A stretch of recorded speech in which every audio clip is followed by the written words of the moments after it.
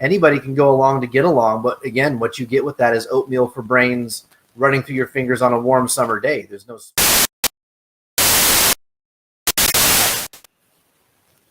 So the topic, nice people doing evil stuff.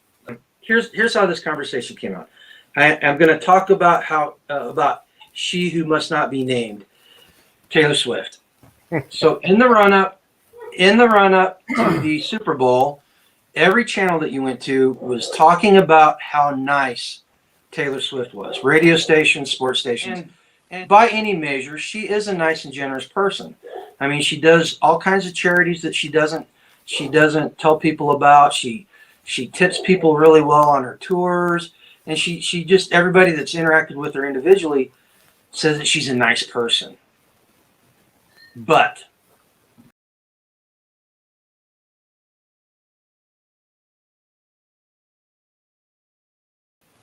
she holds some views that I find completely horrid.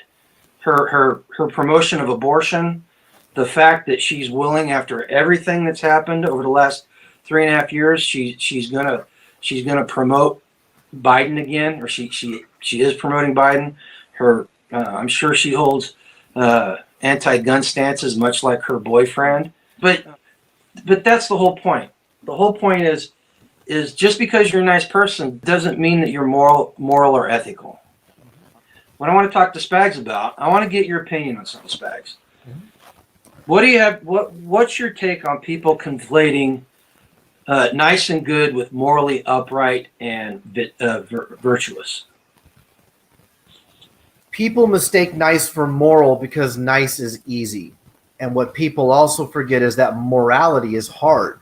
It is hard to be a good person. It is not hard to be a nice person. Anybody can go along to get along, but again, what you get with that is oatmeal for brains running through your fingers on a warm summer day. There's no spine, there's no stiffness, there's no rigidity.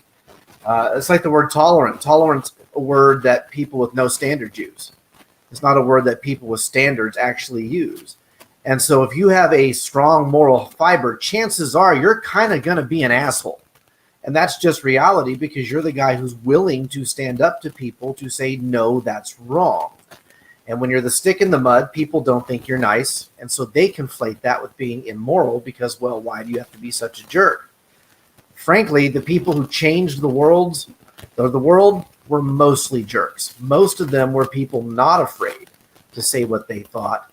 And because of that, through changing the world for the better, they were more moral than the people who just smile, wave, sign autographs, and then get their write-off voucher from the Goodwill store because they gave a donation and they can save it on their taxes.